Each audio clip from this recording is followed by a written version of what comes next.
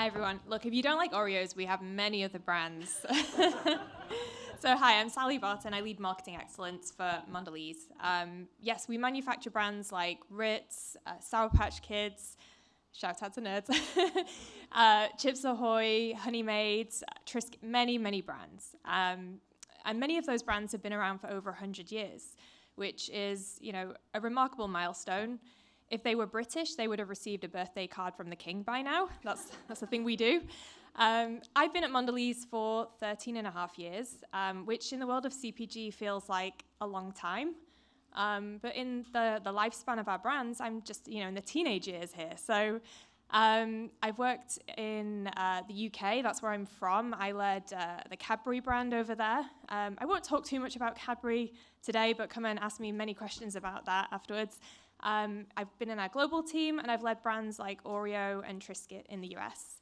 Right now, I am leading marketing excellence. So that means I'm really thinking about how we equip our teams for the future with all the tools, processes, and capabilities to grow the next stage of our brands. And as I think about their legacy for the next 100 years, the first thing that I do as a marketer, and I'm sure many of you do the same, is I look back to look forward, so looking at what brought us here. And as I thought about the framework for that, am I clicking? Yep, I'm clicking. I thought about how, building brands in the long term, it really is that idea of, you're in a marathon. It's a marathon, not a sprint. This was very top of mind for me because I was running a marathon this weekend, and I just came here from there. So indulge me in the analogy as I take you down this path. So, with all sports, we're going to start with a warm-up. So, if we go through the warm-up, I'm going to ask you, which of these brands do you think is the oldest brand that we have on the page here? Any guesses? Premium, yes. Premium is the oldest. Any guesses what year premium was invented? Super close. We had 1886. It's a little bit older. Yeah. I'm gonna tell you. I don't think the math's mathing. So it's 1876. So nearly 150. I think I need to tell the brand team just so they remember to celebrate the birthday. So, our brands have been around a long time in the patchwork of the US, in culture and in consumers' lifespans. So for brands to last this long, you really need to start with a strong purpose. When it comes to running a marathon, running a race, you really need to have purpose at the heart of that. Because, when you're at mile 18 and you're questioning your life decisions, you really need to have a strong why. And so same for our brands. For brands to last through, generations, through decades, they really need to stay true to the why. And Hot Wheels was a great example earlier, actually. And I'm going to take you on a similar journey as I think about one of our brands, Triscuit, and how it has really stood the test of time by staying true to that purpose and living the role that it has in consumers' lives. So this is Henry Perky. He, in 1902, patented Triscuit. So if we go back to, imagine we're in 1902, what was the vibe then? It was the Edwardian era. We just finished the Victorian era, all the buttoned up conservatism. And people now were like, okay, let's, live our lives a little. Like, they were thinking about well-being, going out, leisure activities. So lifestyles were changing, and Henry Perky, as an inventor and a smart man, noticed this. So he was thinking about what products can I invent to suit this lifestyle. He saw the insights, the trends. So he invented initially a machine that could create crackers, and he was trying to think about selling that. But then he realized the better idea was to sell his crackers. So he patented the shredded wheat cracker in 1902. It's made from 3 simple ingredients: wheat, oil, and salt. And it really met the needs of consumers. It gave them a snack to sustain them. It felt better for you, satiating, gave them that energy to go about those activities.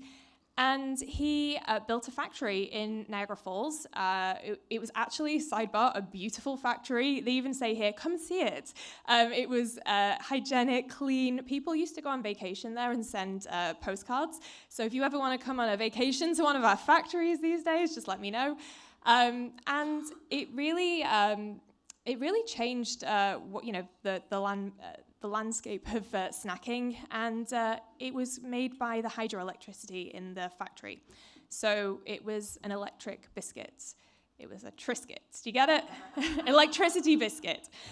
So Triscuit stays true to those origins today. I know there's a little bit of a history lesson, but as we think about moving forward and what's going to take our brands forward and give them that longevity, it's really staying true to the reason they exist in people's lives and living that purpose. So today, Triscuit is still out there. It's still 3 simple ingredients. It's still something you can feel better about, snacking on to keep you going.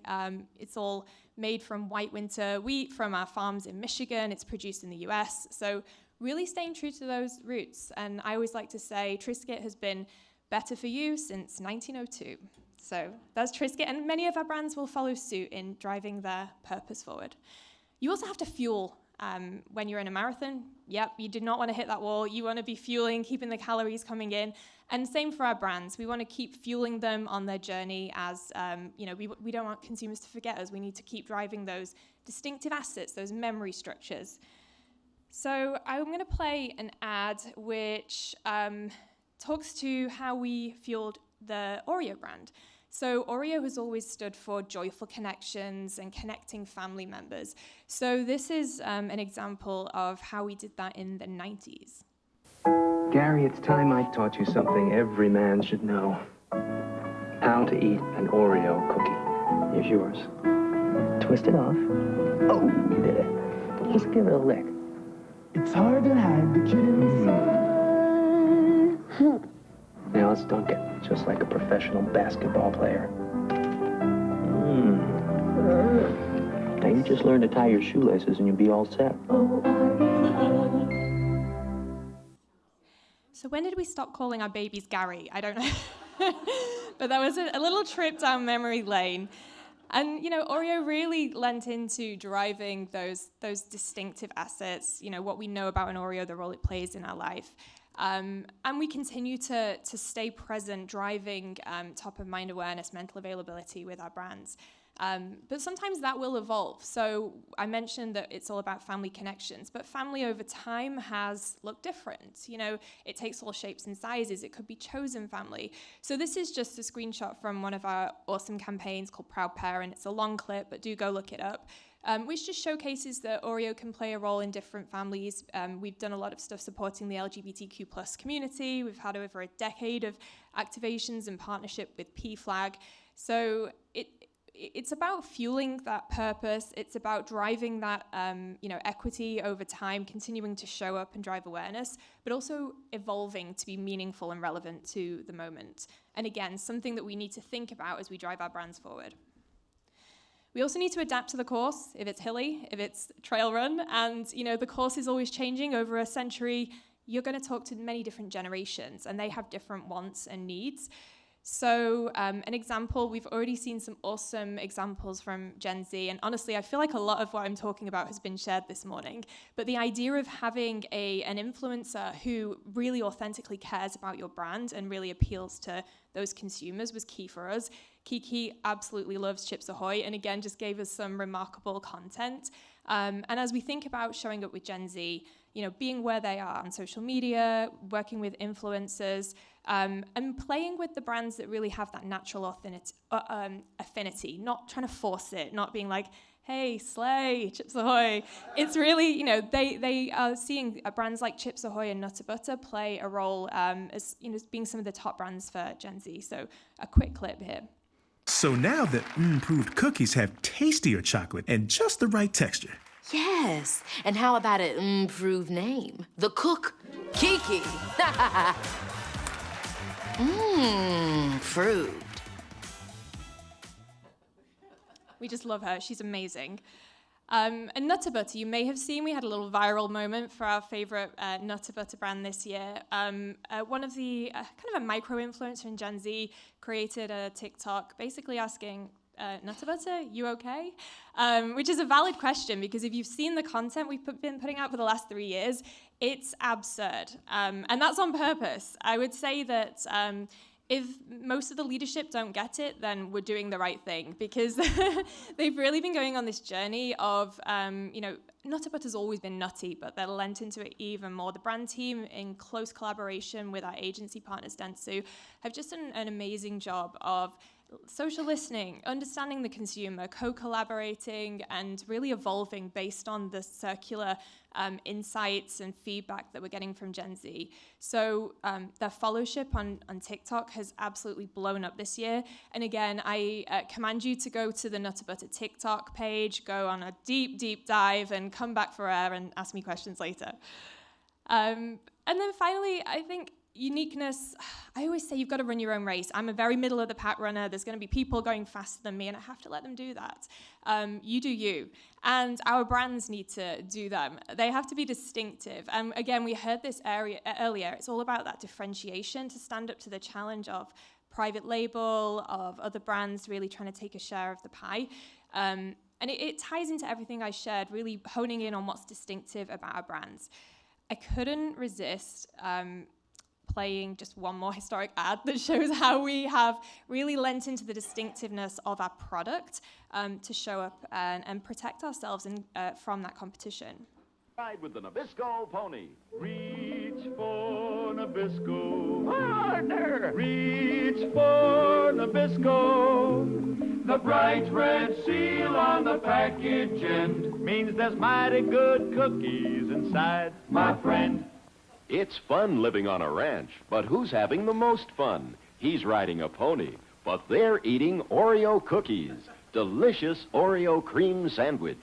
Each Oreo's really 2 cookies, you know. 2 chocolatey cookies with a luscious cream filling in between. The most and the creamiest filling of all. Oreo cream sandwich. All right, I promise I'm not going to go too far down memory lane. I'm going to talk about the future as well. But we see that, that thing that holds the product distinctive, we actually still lean into that today. And that's another thing that I see as a success model of driving our brands forward. So the Super Bowl, again, talking about Super Bowl, it's super important that your brand isn't the one that, people see the ad. It's a great ad, but which brand was that for? Now, Oreo is the only brand that can do the Twist on It campaign. So this was another great example of how we brought the distinctiveness of our products to life to continue to drive growth for the future. So I've done a lot of looking back to look forward, but one thing that we do say internally is that what got us here won't get us there.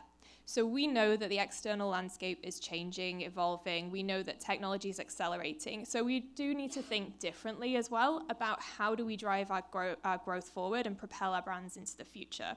So there's a few things that we're thinking about. And again, a lot of it is being covered today as well, but I'll talk about how we're thinking on it. So firstly, sustainability. That sounds super obvious, and that's because it's table stakes. So we've written that into our global strategy, and it's led from the top, and it's imperative that it's something we drive through all of our brands. So, setting goals like 98% of our packaging materials to be recyclable by 2025, reducing carbon emissions by 35% by 2030, all the numbers, but we have these commitments because consumers expect it at the bare minimum, and so all of our brands need to be showing up in this way in order to drive growth for the future. Secondly is the connection with our consumers. So we talk a lot externally about how we really think about personalization with our creative approach. So we've gone from personalization at scale to empathy at scale, and we're continuing to evolve that further. And it's really about connecting with the human, digging deep on the insights. So it's more than just a persona. It's really understanding the consumer and then delivering them with high quality creative content that cuts through and evolving that. And really it's about partnering with our media partners to the extent that we also bring in our social media from our agencies. We have them sitting in our office. We have them working real time so that we are connecting. They're empowered to connect with our consumers with the right message at the right time. And then all of that is enabled by technology. And we haven't even spoken about Gen AI that much this morning already, but things like Gen AI, data, in bringing those into our practices is going to take us through the next 100 years. It's going to really kick us off on that growth journey. And so we have a partnership with Accenture, with Publicis, where we are developing a content platform that leverages AI, Gen AI, so that we are further driving that personalization at scale, at speed, with brand safe environments. And part of my role is to scale that and operationalize that with the team. And then finally, the fourth thing I'll call out in terms of the mindset shifts that are going to get us to the future, it's about relevance. And you've just seen from generation to generation how we've continued to take the things that work, take the heart of the brand, but evolve it to meet the needs of the new generation. And we know that Gen Alpha is coming next. So we really have to be evolving, again, how we bring those deep insights in about our brands and how we are reaching that new generation for the future. So like any sport, any marathon, we're looking to set a new PR. We're looking to build those goals. And if you have indulged me with this analogy so far, thank you so much. You deserve a medal. See what I did there? So here is to the next 100 years. Thank you very much.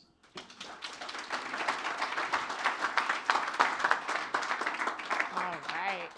Quick with the questions. Thank you. That was great. I'm Carly. I'm from Canvas & Co. We do video creative strategy consulting. So all of the conversations this morning about creative have been really interesting. I'm curious to ask you, you talked about starting with the why of the brand and trying to pull that through with all of these different brands as you're appealing to Gen Z and different audiences. Do you do any sort of creative testing and message testing to understand how you're articulating that why with new audiences and trying to figure out what's really going to stick? We do. And it's really part of us building this culture of creativity internally. And I think when I think about it from a capabilities perspective, that's the thing that's going to make a difference for us and how we stand out from competition. And we saw it earlier, the importance of creative. Fully agree with that. Like, we need to be driving that and measuring it. So we have internal frameworks that we look at and we pre-test and we look to create things that are not wallpaper. We want things that are going to cut through, break through. So we do pre-testing, we do in-market testing. And I think, again, part of the evolution that we want to see in the future is how quickly we can close that cycle of learning. It's something that we're already doing. We're optimizing and moving as we go. But again, that's something I think we can even do better and more of. And I think the AI, the content platform that I talked to will help us achieve that. All right, Emily, you got up here?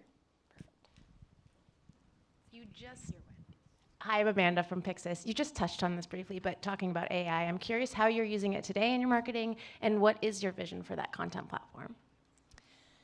I think we're still in the earlier stages of using it today. I think, and I don't know how much I can talk to in terms of detail, but I think I can talk to the vision for sure, because I think the ambition is for us to be accelerating everything, the effectiveness of our creative content. But I think one of the things that we've always held so dear and we've been driving forward is the idea of personalization. So I think one of the things that the AI capabilities can do for us is help us, get even better at gaining insights and understanding and the data side can really help us understand the motivators for the consumer. And then from the content perspective, just serve even more high quality, cut through, differentiated, more personalized to the actual insight content. So it's really going to elevate us to the next level. And I think we've always been on that journey. We started with personalization, but we were like, okay, it feels like still a little bit generic. We're not really getting through to the true insight. So I feel like this gets us deeper into that personal human connection and relevance and being meaningful in the right moment. We have one back here. Hi, I'm Michael Baker with Look Media. We're an out-of-home advertising company with point-of-sale media. So I'm looking at this and I'm saying people are going to eat cookies and crackers forever. And getting kids to eat a cookie is like falling off a log. It's like the easiest thing. But to have a brand that goes on for so long is kind of insane. So I'm sort of wondering, what are the challenges? Are there lots of other cookie brands coming up that kids might get distracted by and go to, or are you just flooding the collective mind share with content? Like, what is the thing that makes the difference?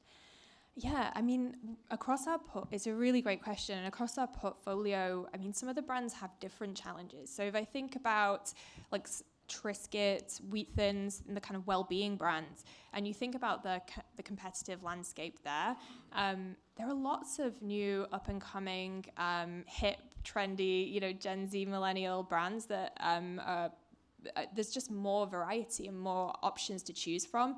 And so we see an increasingly fragmented market, and I think that's one of the challenges, is there's just so much new stuff that you could try. But then honing in more on the sugary stuff, so like the nice tasty cookies and crackers, which you think would be a no-brainer. Again, there are a load of headwinds when it comes to thinking about well-being, right? We have to be responsible when we think about portioning and making sure that we're meeting all the right occasions for consumers, consumer changing lifestyles, like do we have the right packaging format for them? That became key both through the pandemic and then after, as we think about Digicom and having the right offers for the Digicom platforms. And then right now does everyone's wallet feel like it has less money in it? That's what it seems nationally, and when we look at our sales. So we know that people are switching, and they're making options to switch to private label, because sometimes when it's $1 less, you just want to make more of that dollar. And so you're making trade-offs. And part of our role is to continue to prove the role of our brands in consumers' lives is to continue to delight them so that they opt to choose us, and we show that value. We talked about value and how that shows up for consumers. So yeah, it's a bunch of challenges, and we have to be always on with our insights. We have to really get deep into understanding if somebody's not choosing our brand, why are they not choosing it, and making sure that we are continually evolving to reach them. It's a really great question. I could talk forever on that. Unfortunately, we don't have enough time for you to talk forever. But Sally, thank you so much. Thank you.